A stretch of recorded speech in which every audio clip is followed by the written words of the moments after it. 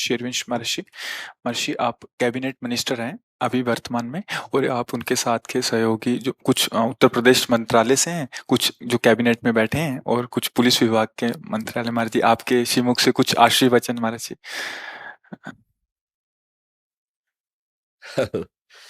देखो, भारत सदैव भागवत धर्म से युक्त देश रहा है। अब धीरे धीरे आधुनिकता ऐसी बढ़ती जा रही जिससे हमारे आचरण हमारे धर्म के प्रतिकूल होते जा रहे हैं।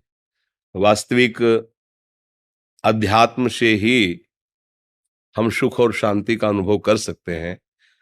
दूसरों के सुख के लिए जो जीवन धारण करता है वही महात्मा है, वेश कुछ भी हो।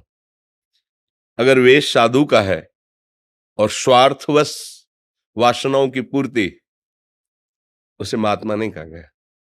भले पैंट शर्ट में है, पैजामा कुर्ता में है, धोती कुर्ता में है, पर उसका दूसरों का हित करना स्वभाव बन गया है, तो उसी को महात्मा कहा गया है।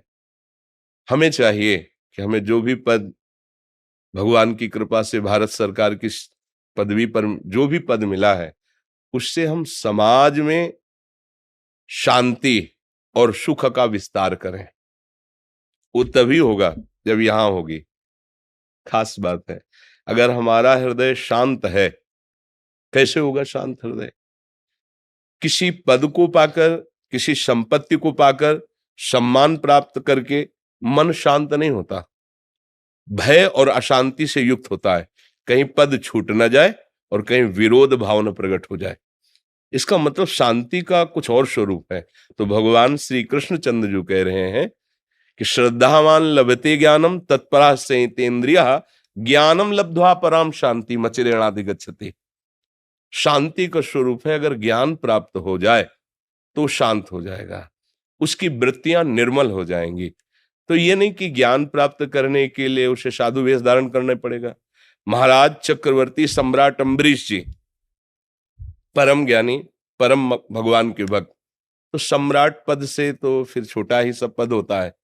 सम्राट पद होता है शास्त्रों राजाओं के ऊपर जो बैठा हुआ है, उसे जिसे बादशाह कहते हैं, वो सम्राट पद था अम्बरीश जी का। तो हमें लगता है कि यदि हम ये बात जान जाएं कि मेरे भगवान ही विविध रूपों में हैं और मुझे उनकी सेवा करने का सौभाग्य मिला है, और जितना भी हमें सामर्थ्य भगवान ने दी है, जो धर्म विरुद्ध आचरण करेगा, भगवत विरुद्ध आचरण करेगा, शास्त्र विरुद्ध आचरण करेगा, तो शास्त्रीय और राजकीय दोनों जगह कानून बने हुए हैं।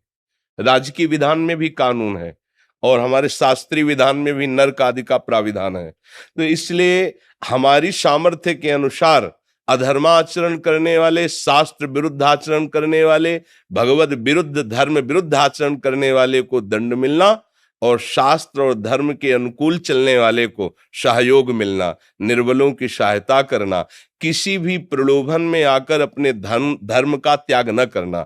चाहे कोई कितना भी बड़ा पद या धन मिलने का प्रलोभन हो, हम अपने धर्म का त्याग न करें। तो इससे हमारे हृदय में जो सुख आएगा वो समाज में विस्तरित होगा, जो शांति आएगी वो हमारे समाज में बढ़ेगी। जैसे एक किसी कोने में बैठा हुआ कोई भी भगवत प्राप्त महात्मा सुख शांति से स्थित होकर जब संकल्प करता है, सर्वे भवन्तु सुखिनः सर्वे सन्तु निरामयः सर्वे भद्राणि पश्यन्तु मा कश्चित् दुख भाग भवेत्।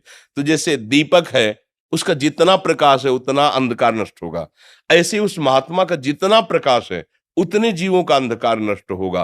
तो आपको भी जो पद मिला है, बहुत से नगर, गांव, लाखों लोग आपके अधीन हो सकते हैं। प्रेम, सुख और शांति। आज हम सही ना समझने के कारण कुछ लोग अपने पदों का दुरुपयोग करने लगते हैं। कितने दिन ये पद रहेगा, कितने दिन ये वैभव रहेगा, कितने दिन ये शरीर रहेगा, ये हम खुद अपने से प्रश्न करें। नहीं, एक नियत समय के लिए है। काल से कोई भी अंग रक्षक नहीं बचा सकता, काल से कोई भी सुविधा, धन, दौलत, पद मुझे नहीं बचा सकता उस कालातीत परमात्मा के सिवा। तो हमारा जितना समय बचा है, हम प्रभु का स्मरण करते हुए धर्म पूर्वक चलें और ये बहुत बड़ी सेवा है। देखो, चाहे हम ये एकांत गुफा में रहे हो, पर आके समाज सेवा ही करके जाना होगा। तो आपको तो प्रारंभ से ही समाज में रख दिया और भगवान ने योग्यता दे दी और आपके हाथ में अधिकार दे दिया। आप लाखों लोगों को सुख पहुंचा सकते हैं, आप लाखों लोगों को दुख से बचाने का उपाय कर सकते हैं।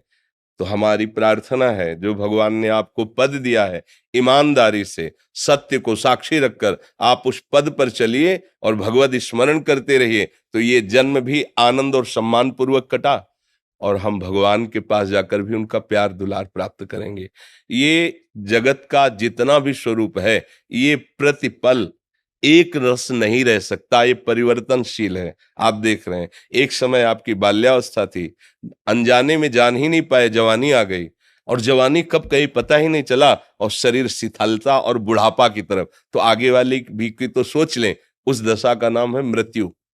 जैसे बाल्यावस्था, यौवन अवस्था, जरावस्था, तो फिर मृत्यु अवस्था है। मृत्यु के बाद का हमारा परिणाम, ये हमारी खेती है जो हम कर रहे हैं, वो हमें भोगना हो। अवश्य में भोक्तव्यम कृतम कर्म शुभाशुभम। जो पदों में बैठ करके खूब मनमानी आचरण करते हैं, तो भगवान ने उन्हें उनके सुकृत के अनुसार सौभाग्य दिया कि समाज रूपी नारायण की सेवा कर लो। और अगर वो उससे चूक गए तो फिर ये दुर्लभ देह और ये बहुत ही माननीय पद, ये हमारे किस काम में आए। इसलिए हमारी दैन्य भाव से प्रार्थना है, आप सब जो जिस पद में हो, सत्यता और ईमानदारी से भगवत प्रसन्नता के लिए करोगे तो है संसारिक कार्य, पर इससे आपको भगवत प्रसन्नता प्राप्त हो जाएगी, भगवत प्राप्ति हो जाएगी। अम्बरीश जी को पता नहीं था कि मेरी रक्षा में सुदर्शन चक्र है। जब दुर्वासा जी अपने तपस्या के अभिमान में आकर के उनकी परीक्षा के लिए गए और कृत्या प्रकट की, मंत्र से मारण का प्रयोग किया, तो सुदर्शन चक्र जी प्रकट हो गए। जबकि एक वो महात्मा है जो लंगूटी वलकल की लगाकर केवल दूब का रस पीता है, और एक वो राजा जिसकी बहुत सी रानियां और बहुत सा वैभव है, पर वो भगवत सेवा परायण है। खास बात, अम्बरीश जी जगत को भगवान की सेवा मानकर राजपद पर बैठ, तो सुदर्शन चक्र उनकी रक्षा में है। काल भी उसे परास्त नहीं कर सकता जिस पर हरि का वरद हस्त्र है। मुझे चाहिए कि मेरा जीवन ये तो लाभमय हो ही, और मेरा मरण भी महोत्सव बन जाए। जैसे हमें अभी कहीं विदेश जाना हो और मुझे कोई ना परिचय हो और तुरंत मुझे देश से निकाला जाए, कैसा लगेगा?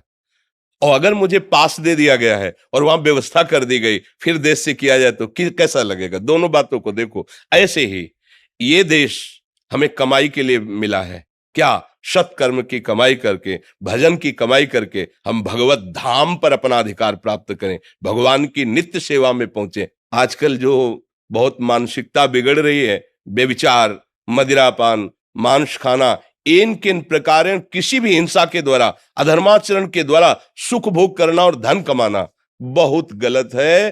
परिणाम में इसका जो परिणाम आएगा वो आप संभाल नहीं सकते। कोई भी धर्म तुम्हारी रक्षा करेगा, भगवान नाम तुम्हें सुख प्रदान करेगा। और ये धर्म विहीन जो आचरण बढ़ रहे हैं, हमें लगता है आप जैसे पदाधिकारी जन अगर मिल करके इस पर थोड़ा सा प्रकाश डालें तो हमारे नवयुवक, यही हमारे भारत देश की आगे चलकर वो पीढ़ी है जो हमारे देश को सुव्यवस्थित सुरक्षित रखेंगे, चाहे वो सेना में कहीं भी हो। अगर हमारा स्वभाव ठीक हो गया, आचरण ठीक हो गए, तो सब ठीक हो जाएगा।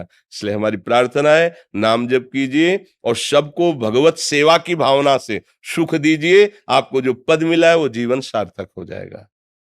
और हम चाहते भी हैं हृदय से कि आपका स्वागत करें, पर एक तो भिक्षुक हैं और दूसरी बात यह है कि जब कोई गरीब जन ऐसे आते हैं और देखते हैं कि बड़े जनों को दुपट्टा मिला, माला मिला, और वो जब रो के हमसे कह देते कि महाराज जी मुझे क्यों नहीं, तो मुझे लगता है एक स्थान तो ऐसा होना चाहिए जहां सबको बराबर प्यार मिलना चाहिए। आपको तो सब जगह सम्मान मिलता है क्योंकि वो है आपका अधिकार, लेकिन वो आदमी जो एक गरीब आदमी आ रहा है, वो जब बाहर खड़ा लाइन में देखता है कि ये लोग तो सब दुपट्टा और हमको 1 मिनट खड़े नहीं होना दे, देखा और निकाल दे, तो इसलिए एक दिन नियम ले लिया था कि हम किसी को कोई भी बाहरी स्वागत, हृदय से हम आपका स्वागत करते हैं और हमारे वचन ही आपके लिए ये जो आप आए हैं ये हमारी लाडली जो से कृपा से आए हैं।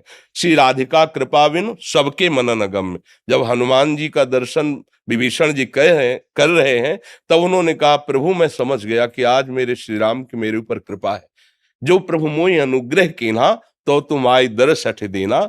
अब मोहि भाव भरोस हनुमंता बिनु हरि कृपा मिले। तो हृदय का प्यार हम आपको समर्पित करते हैं। आप स्वस्थ रहकर और परम पवित्र बुद्धि के द्वारा हमारे देश की सेवा करें। बाहरी स्वागत हम तो भिक्षुक हैं कि आपको माला पहनाए या चुनरी डालें, ऐसा पहले सोचा था, हमारे मन में था कि अगर हमारे देश के पदाधिकारी जन धर्म का रहस्य समझेंगे तो लाखों को वो सुव्यवस्थित रखेंगे। पर जब उनकी बातें सुनी तो मुझे भी लगा कि इनका तो सब जगह सम्मान होगा, लेकिन उसका तो उसके लिए हमको इस स्थल पे एक श्रेणी रखनी पड़ी। एक श्रेणी में जैसे हम आपसे हाथ जोड़कर बात करते हैं ऐसे उनसे भी बात करते हैं। जैसे हम आपको कोई माला चुनरी नहीं ऐसे उनको भी कोई माला चुनरी नहीं, तो एक समान भाव हो गया। तो संत के दरबार में समान भाव ही, समता ही, यही सबसे बड़ा भगवान का आशीर्वाद होता है, जिससे किसी को दुख नहीं पहुंचेगा। इसलिए हम प्रगट में आपको चुनरी और माला नहीं पहना पा रहे।